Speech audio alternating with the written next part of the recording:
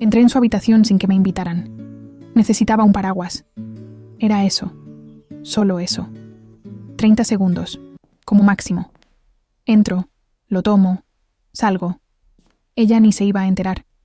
Pero entonces vi el cuaderno, abierto encima del tocador, como si aquellas páginas hubieran sido dejadas ahí a propósito por la vida, por alguna fuerza que no sé nombrar, pero que en ese momento me hizo detenerme en medio del cuarto con el paraguas en la mano y los ojos clavados en un único nombre escrito en el centro de la hoja, mi nombre.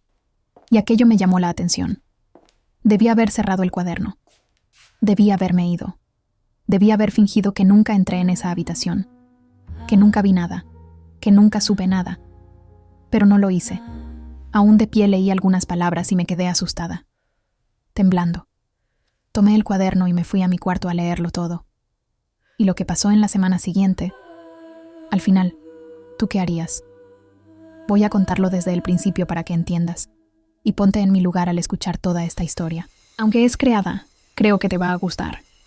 Pero antes dime de dónde eres y qué hora es ahora mismo. Yo aprendí desde pequeña que existen dos tipos de peligro en la vida. El primero es el que ves venir, el que avisa, el que hace ruido, el que te da tiempo de preparar una respuesta. Ese tipo de peligro, sé manejarlo. Pasé años aprendiéndolo. En la mesa de negociación, en los pasillos de la empresa, en las reuniones donde era la única mujer, y necesitaba ser 3 veces más precisa que cualquier hombre en la sala para que me tomaran la mitad en serio. Ese peligro lo conozco por su nombre. Sé dónde vive.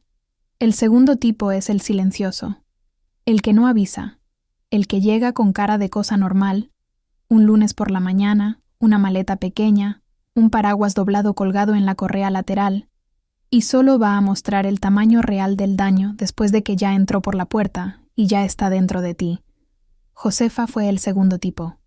Llegó un lunes. El cielo todavía tenía ese color gris lavado que antecede el calor del día. Y yo estaba en la entrada con una taza de café en la mano y la mitad de la atención todavía atrapada en el informe que había leído antes de dormir. Tenía puesto un traje ligero, el cabello recogido, en el modo que mi secretaria llama Gabriela de reunión, que significa que estoy presente, pero también estoy en otro lado al mismo tiempo. Ella llegó, y ese modo se apagó. No de forma dramática, no fue un rayo, no fue música, no fue nada de lo que las películas enseñan que debe ser. Fue más simple, y por eso más difícil de ignorar. Fue el hecho de que cuando ella cruzó el portón y me saludó, yo presté atención. Atención de verdad, del tipo que uno no elige prestar, que simplemente pasa cuando algo frente a ti lo exige. Ella no achicó el cuerpo al entrar a una casa grande por primera vez. No hizo esa cosa que algunas personas hacen. Encogerse. Tratar de ocupar el mínimo posible. Actuar como si el propio aire fuera un privilegio que había que pedir con permiso.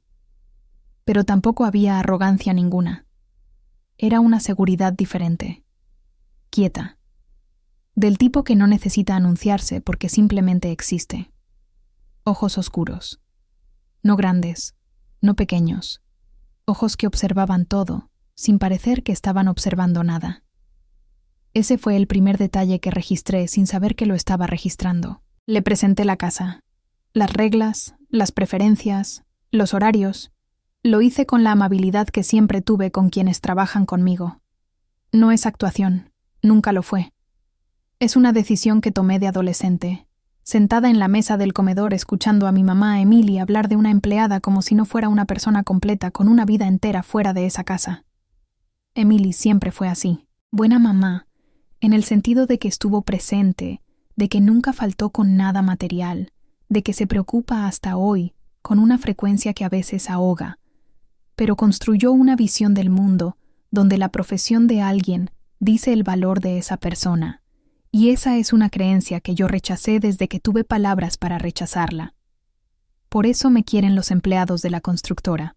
Por eso Josefa me miró, mientras yo explicaba las reglas de la casa, con una expresión que no era gratitud servil sino reconocimiento genuino, como si estuviera identificando algo que había aprendido a buscar y rara vez encontraba. Ella empezó a trabajar. Y los primeros días fueron exactamente lo que yo esperaba. Ella aprendiendo la casa, yo siguiendo mi rutina. Reuniones, contratos, decisiones. La constructora que mi papá me dejó casi muerta y que yo resucité en mis propios términos. Cuando él murió, de un infarto, sin aviso, sin despedida, en una tarde normal que de repente ya no era normal, lo que quedó fue el nombre, algunas deudas y una empresa al límite. Todo el mundo decía que la vendiera. Yo dije que no. Me llevó 2 años poder respirar, 5 para sentirme orgullosa, y hoy es lo que es porque yo no dejé que fuera otra cosa. Pero la mansión, que siempre fue demasiado grande para una sola persona viviendo adentro, empezó a cambiar de tamaño. No de una vez. Esas cosas nunca pasan de una vez. Pasan por capas, por detalles que uno descarta uno a uno porque por separado no significan nada, hasta que un día uno mira el conjunto y se da cuenta de que lleva semanas construyendo una negación que ya no está funcionando. El café fue la primera señal. No pedí que lo hiciera más fuerte. Nunca mencioné ninguna preferencia, pero a la tercera mañana, cuando agarré la taza y di el primer sorbo, algo dentro de mí reconoció aquello antes de que yo hubiera formulado ningún pensamiento consciente. Era exactamente como me gusta, fuerte, caliente, sin diluir, sin esa educación innecesaria de quien no sabe el gusto de quien va a tomar y resuelve por el punto medio. Me detuve. Miré la taza. Lo puse en un estante mental y seguí el día. Coincidencia. Después vinieron las flores. Josefa cambiaba el arreglo del centro de la mesa cada 2 días. Eso yo lo había pedido. Flores frescas, mesa arreglada. Lo que no había pedido era el criterio. Y el criterio de ella era algo que yo no podía nombrar, pero que me hacía detenerme unos segundos cada vez que entraba al comedor.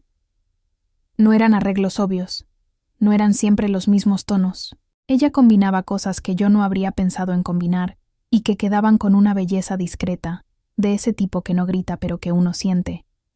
Como cuando una música que nunca has escuchado te atrapa en un lugar donde no esperabas ser atrapada, y te quedas unos segundos parada antes de seguir con lo que estabas haciendo. Lo descarté también. Y entonces llegaron las miradas. Esas fueron las más difíciles de poner en el estante. Cortas, siempre terminando antes de poder ser acusadas de algo. Desviadas demasiado rápido para ser inocentes, pero nunca lo suficientemente largas para que yo pudiera tener certeza absoluta de lo que veía. El tipo de mirada que existe en una rendija, que aparece y desaparece antes de que uno lo procese, y que te deja con la pregunta suspendida en el aire sin respuesta inmediata. Pero yo la veía, cada vez, y cada vez fingía que no había visto, porque la alternativa era admitir que yo también estaba mirando. Fue cuando empecé a controlarme. Creé distancia, donde no había ninguna razón para que existiera. Empecé a calcular los horarios. Cuando ella estaba en la cocina, yo evitaba la cocina. Cuando estaba en la sala, yo encontraba motivo para el escritorio. Inventé compromisos que no existían. Salí más de lo necesario. Llevé trabajo afuera en días que perfectamente podría haberme quedado en casa. Hice todo eso con la plena conciencia de quien sabe exactamente lo que está haciendo, y era exactamente esa conciencia la que me molestaba más que cualquier otra cosa. Me dices si fueras tú, ¿qué harías? Porque yo había enfrentado una junta directiva a los 28 años sin pestañear. Había roto un contrato con una multinacional y aguantado el impacto sin mostrar que dolía. Había resucitado una empresa que todo el mundo había declarado muerta con mis propias manos, en mis propios términos, sin pedirle permiso a nadie. Y no podía quedarme en una cocina. No podía quedarme en una cocina cuando ella estaba ahí, y la razón de eso no era la cocina, y yo lo sabía. Y saber que lo sabía lo hacía todo más pesado, porque ya no había espacio para fingir que era otra cosa.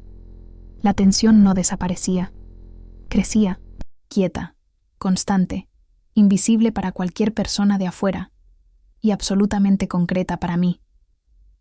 Una presión que se quedaba en el pecho, y se iba a las reuniones conmigo, a las llamadas, a la cama en la noche donde debía estar pensando en contratos. y me quedaba pensando en la forma en que ella desviaba la mirada exactamente un segundo antes de poder ser acusada de algo. Un jueves entré al escritorio a buscar un documento y ella estaba ahí, de espaldas a mí, pasando un trapo por el estante. No había ninguna razón para que eso me detuviera a la mitad del movimiento. Me detuvo.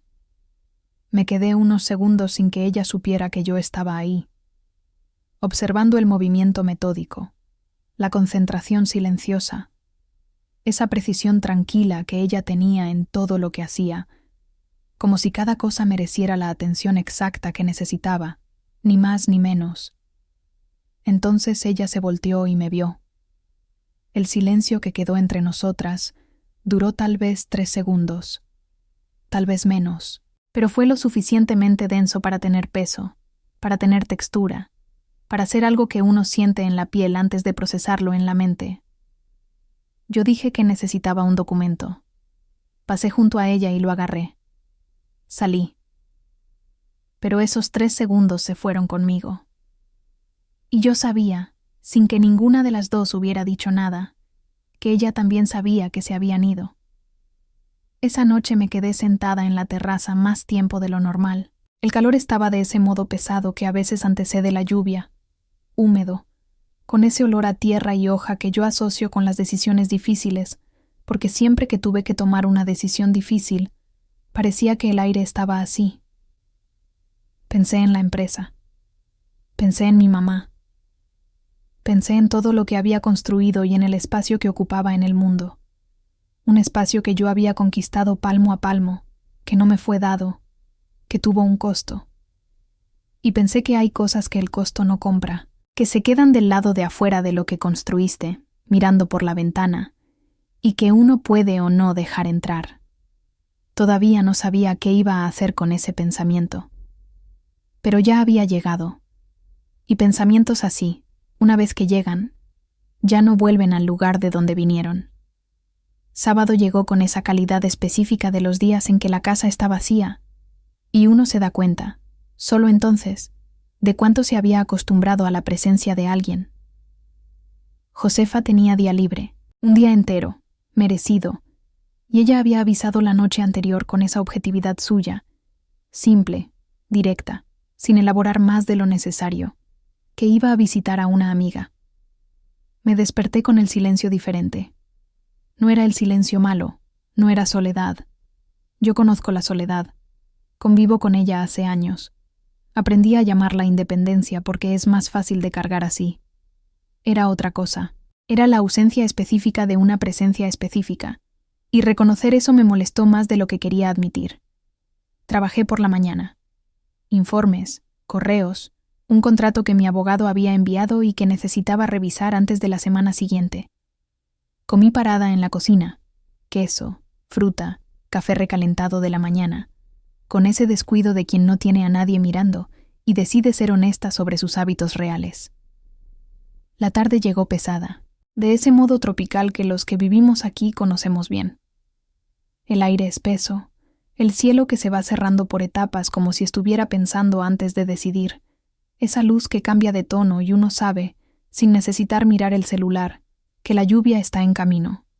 No la llovizna fina, la lluvia de verdad, la que cierra el cielo en minutos y convierte cualquier salida en un problema. Yo necesitaba salir. Tenía un compromiso que no podía aplazar, algo rápido pero necesario. Busqué el paraguas. En el armario del pasillo, donde debería estar, no estaba. En el escritorio, detrás de la puerta, no estaba. En el cuarto, en los lugares donde a veces guardo cosas sin recordar que las guardé, nada. Y entonces recordé.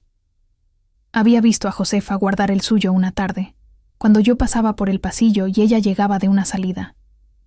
Paraguas azul oscuro, compacto, doblado con ese cuidado que ella tenía con sus cosas.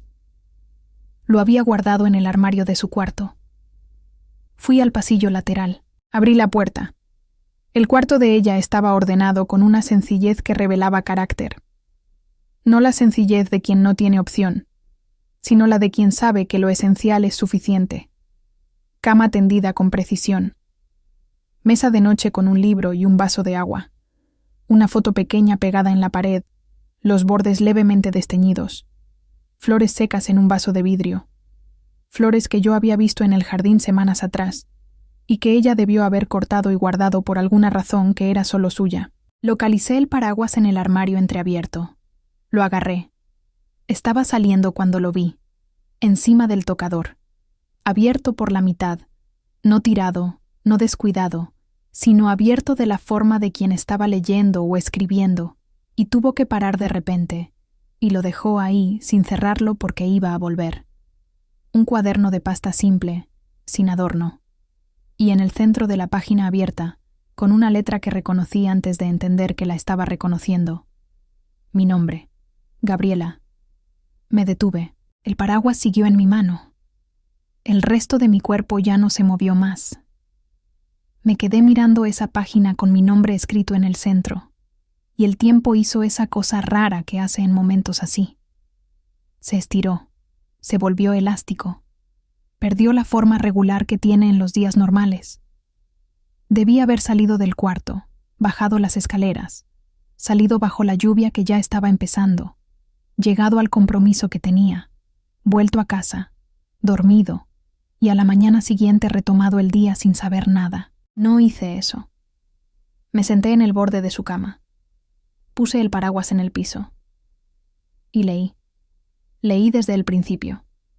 Desde la primera entrada, con fecha, con hora en algunas, con esa letra que era de ella. No grande, no pequeña, controlada como era ella, pero con esas irregularidades de presión que aparecen cuando la emoción se cuela por el lapicero, aunque la mano trate de aguantarla. En su primera semana en mi casa, ella escribió sobre la casa. Usó la palabra temperatura. Dijo que la casa tenía una temperatura que no sabía explicar, que no era la del aire ni la de las paredes, que era algo que uno sentía antes de entender lo que estaba sintiendo. Escribió que yo había sido amable de una manera que ella no esperaba, y que la amabilidad inesperada a veces es más difícil de recibir que la frialdad, porque la frialdad uno sabe dónde ponerla. Más adelante, ella escribía sobre las miradas, las mías. Las describía con una precisión que me hizo detenerme a la mitad de la lectura. Describía el momento exacto en que se daba cuenta de que yo la estaba mirando. La forma en que mis ojos llegaban y se quedaban un segundo más de lo que debían. El esfuerzo que ella hacía para desviar los suyos antes de que yo me diera cuenta de que ella se había dado cuenta. A veces me pregunto si me lo estoy inventando, había escrito ella. Si estoy viendo cosas que quiero ver, porque es más fácil que aceptar que no hay nada que ver. Pero entonces ella pasa, y yo siento esa cosa en el pecho, que cambia de posición, y pienso que eso no se puede inventar. Ese tipo de cosa no se puede inventar. Leí sobre el día que le puse la mano en el hombro cuando ella tiró la bandeja. Un toque rápido, instintivo, de esos que uno hace sin pensar. Ella había escrito que se quedó con ese toque en la piel por horas, que fue a su cuarto esa noche, y se quedó parada un rato tratando de entender por qué algo tan pequeño había llegado tan adentro de ella, que se durmió pensando en eso. Y después llegó la página que me hizo soltar el aire despacio, los ojos fijos en el papel. Yo sé lo que siento. Hace mucho tiempo lo sé. Solo que saber no resuelve nada.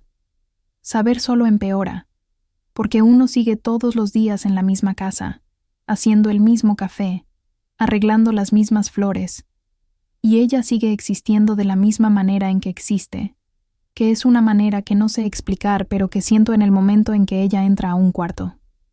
Y yo me quedo aquí, sola en la noche, escribiendo en un cuaderno para una persona que nunca va a leer esto, porque ya no tengo ningún otro lugar donde poner lo que siento sin ahogarme.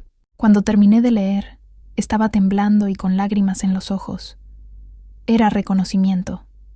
Ese temblor específico de cuando lees palabras que otra persona escribió y encuentras dentro de ellas la forma exacta de lo que tú mismo nunca tuviste el valor de nombrar. Cada cosa que ella había escrito sobre mí era el espejo invertido de lo que yo venía cargando sobre ella, con la diferencia de que ella había tenido el valor de escribirlo. Y yo me había quedado reescribiendo informes a las 3 de la mañana, fingiendo que era dedicación. Puse el cuaderno de vuelta, con cuidado, Traté de dejarlo igual que estaba, como si nadie hubiera estado ahí. Esa noche mi mamá llegó con comida y conversación. Cenamos. Y le compartí lo que estaba pasando, lo que estaba sintiendo. No todo. Lo suficiente. Mi mamá me miró con la expresión que conozco desde chica. Organizó las palabras. Y entonces las usó todas. Imagen, posición, lo que los socios pensarían, lo que el mercado interpretaría, el peso de todo lo que yo había construido y lo que podría resquebrajarse si dejaba que ese sentimiento saliera del lugar donde estaba contenido. Habló con ese tono que no agrede directamente, pero que va moldeando el espacio alrededor de la conversación hasta que uno se siente pequeña dentro de él. Escuché todo, y cuando ella se fue, me quedé sentada en la mesa del comedor por un tiempo que no sé medir, con los platos todavía ahí, y la sensación de cargar 2 pesos en direcciones completamente opuestas. De madrugada me desperté. Me quedé mirando el techo en la oscuridad, y pensé que existen 2 tipos de imposible. El imposible real, ese que no depende de ti, que es más grande que cualquier decisión que puedas tomar, y el imposible que uno construye con sus propias manos, ladrillo a ladrillo, con miedo como mezcla, y después lo llama sensatez para poder mirarlo sin vergüenza. Existen semanas que duran más de lo que deberían, no porque sean malas, necesariamente, sino porque estás cargando algo que no tiene forma, algo que no cabe en ninguna categoría que conoces, y entonces, cada hora tiene un peso extra que no viene de lo que pasa, viene de lo que no pasa, de lo que estás aguantando, del espacio entre lo que sientes y lo que haces con eso. Esa semana fue así. Josefa seguía existiendo en la casa de la misma manera en que siempre había existido. Y era exactamente eso lo que lo hacía todo más difícil. Si ella hubiera cambiado algo, si hubiera habido alguna señal de que algo se había alterado, tal vez yo hubiera podido orientarme. Pero no. El café más fuerte por la mañana, puntual. Las flores en la mesa, siempre diferentes, siempre bonitas de una manera que yo había dejado de fingir que no notaba. El trabajo hecho con esa precisión silenciosa que dejaba marca en los cuartos sin necesitar firma.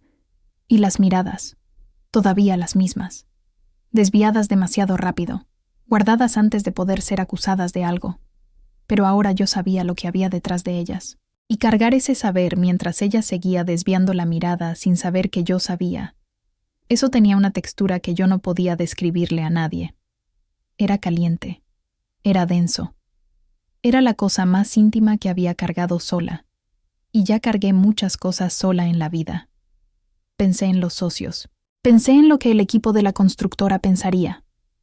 Hombres que me respetan porque necesitan, algunos porque genuinamente quieren, pero que observan cada paso que doy con esa atención de quien está esperando una debilidad para confirmar lo que siempre sospecharon. Pensé en las palabras de mi mamá, que se habían quedado resonando con esa persistencia específica de las cosas que uno no quiere que permanezcan, pero que permanecen porque fueron dichas por alguien que te conoce lo suficiente para saber dónde aterrizar.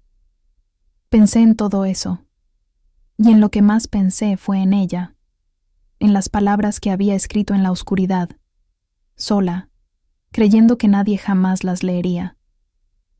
Ya no tengo ningún otro lugar donde poner lo que siento sin ahogarme. Pensé en eso, y pensé que hay una crueldad específica en saber que alguien se está ahogando por algo que tú también estás sintiendo, y quedarse quieta sin hacer nada, por miedo a las consecuencias. Una tarde, 2 días antes del momento que lo cambió todo, estaba en el escritorio con la puerta abierta y escuché el movimiento de ella en la cocina, preparando algo. El ruido discreto de quien trabaja sin hacer más ruido del necesario. Ese ritmo que yo había aprendido a reconocer sin darme cuenta de que lo había aprendido. Me quedé sentada con el contrato enfrente y no leí una línea. 5 minutos. 10. Escuchando su movimiento, completamente consciente de lo que estaba haciendo, sin tener la capacidad de parar. A la mañana del día siguiente me desperté con una claridad que no esperaba, y que no sé de dónde vino exactamente. A veces la mente simplemente se cansa de luchar contra algo. No toma una decisión dramática, No elabora un argumento, no organiza los pros y los contras. Simplemente deja de luchar. Y cuando para, lo que queda es lo que siempre estuvo ahí debajo de la lucha. Era una tarde normal. Del tipo de tarde que no anuncia nada. Calor, luz de fin de día, el sonido distante de algo afuera. Ella estaba en la cocina, de espaldas a la puerta, moviendo algo en la estufa, con esa postura que tenía incluso cuando nadie la estaba mirando. Erguida sin rigidez, concentrada sin tensión. El olor que venía de ahí era bueno, especias y calor, y esa calidad de espacio habitado de verdad. Yo estaba pasando por el pasillo. Me detuve en la entrada de la cocina. Me quedé unos segundos mirando su espalda, el movimiento del hombro, la forma en que se inclinaba levemente sobre la olla con esa atención que le daba a todo. Y entonces algo que había estado aguantando por semanas, con las 2 manos, con los dientes, con toda la disciplina que me costó años construir, simplemente se soltó. Entré a la cocina. Ella me escuchó llegar. Se volteó levemente. Ese volteo de confirmación, de quien checa quién entró sin abandonar lo que está haciendo. Me vio. Se volteó un poco más. Y entonces, porque yo estaba yendo directo en lugar de desviarme como lo había hecho todas las otras veces, sus ojos fueron siguiendo mi movimiento con una expresión que yo no le había visto antes. No era susto. No era exactamente pregunta. Era algo más primitivo, más honesto. El tipo de expresión que aparece cuando el cuerpo ya entendió lo que está pasando antes de que la mente haya llegado ahí. Me acerqué y la besé. El primer segundo después de eso fue el más largo de mi vida adulta. Josefa retrocedió. Un paso, la espalda casi tocando la estufa, los ojos abiertos, la expresión de quien no pudo procesar lo que acababa de pasar lo suficientemente rápido. Yo me quedé parada donde estaba, el corazón a un ritmo que no conocía ninguna de mis reuniones difíciles, con esa sensación específica de haber saltado de un lugar sin saber si había piso abajo. Y entonces ella volvió. Dio el paso que había retrocedido, puso la mano en mi cara, la mano que yo había observado doblar flores y servir café y acomodar cuadernos, y me besó de vuelta. Ese beso no fue delicado. Fue el beso de quien había estado aguantando por semanas, de quien escribía en un cuaderno de madrugada porque no había otro lugar donde poner lo que sentía, de quien se había quedado con el toque de una mano en el hombro por horas, dormido pensando en eso, despertado cargándolo. Era caliente y era profundo, y tenía esa calidad de algo reprimido, que cuando finalmente escapa se lleva junto todo lo que estaba aguantando. Alivio, miedo, ternura, esa cosa que no tiene nombre, pero que uno reconoce en todo el cuerpo antes de entenderla en el pensamiento. Cuando nos separamos, el silencio que quedó era completamente diferente a todos los silencios que habíamos compartido antes. Más limpio, más honesto, del tipo de silencio que existe después de que algo verdadero pasa y las palabras todavía están llegando. Le pedí perdón. Le conté todo. El sábado, la lluvia, el paraguas que busqué, el cuarto al que entré sin que me invitaran, el cuaderno que estaba abierto, mi nombre escrito ahí, la decisión equivocada que tomé de sentarme a leer, cada página, cada fecha, cada palabra que ella había escrito creyendo que nadie jamás las leería, la semana entera tratando de decidir qué hacer con eso y sin poder hacer nada. Hasta esa tarde. Josefa me escuchó sin interrumpirme. Cuando terminé, se quedó mirándome por un tiempo. No había rabia en esa mirada. Había algo más complejo, más mezclado, la expresión de quien está procesando varias cosas al mismo tiempo y no tiene prisa de fingir que ya las procesó todas. Después dijo, con esa voz tranquila suya, la voz que no dramatiza, que no actúa, que simplemente nombra las cosas como son. El café más fuerte no era coincidencia. Dijo que había descubierto cómo me gustaba en la segunda semana, prestando atención. No porque yo lo hubiera pedido, sino porque ella prestaba atención. Lo dijo de manera simple, sin romantizarlo, sin convertirlo en más de lo que era. Y fue exactamente por eso que llegó más adentro de lo que hubiera llegado si fuera elaborado. Hablamos por horas. El almuerzo se quedó en la estufa olvidado. La tarde avanzó afuera mientras nosotras nos quedábamos ahí, en la cocina que había sido el escenario de tanta tensión contenida, descubriendo en voz alta las cosas que las dos ya sabíamos en silencio. Ella habló del miedo. No del miedo de sentir lo que sentía. Con ese ya había hecho las paces en algún momento que yo no había presenciado, sino del miedo de que aquello no tuviera para dónde ir, de cargar un sentimiento que no tenía destino posible dentro de la realidad que existía entre las dos, la distancia real, concreta, que había entre su mundo y el mío, del miedo de que la mandaran a ir si alguien se enteraba, y del miedo más grande todavía, de que nadie se enterara, de que ella se fuera al final del contrato llevándose eso entero, sin haber tenido dónde ponerlo. Yo escuché de verdad, sin administrar impresión, sin planear respuesta, sin ninguna de esas protecciones que uno va construyendo con los años y que a veces protegen cosas que no necesitaban protección. Cuando el sol cambió de posición y la luz en la cocina quedó de ese color que solo existe al final de la tarde, había entre nosotras una claridad nueva, frágil, como toda claridad nueva. Ese tipo de cosa no nace sólida, nace posible. Pero estaba ahí, y posible, en ese momento, era más de lo que yo había creído que podría tener. Había preguntas todavía sin respuesta. Había cosas que el beso no resolvía y que la conversación no había tocado. El mundo afuera seguía siendo lo que era, con mi mamá y sus convicciones, con los socios y sus observaciones, con la distancia real que existía entre los mundos de dos personas que una tarde de sábado con lluvia había puesto del mismo lado de una puerta que estaba cerrada. Pero esa tarde existió, y las cosas que existen de verdad ya no vuelven al lugar de antes. Tú sabes de quién estoy hablando. No tiene que ser exactamente esta historia. Puede ser otra persona, otro contexto, otra distancia.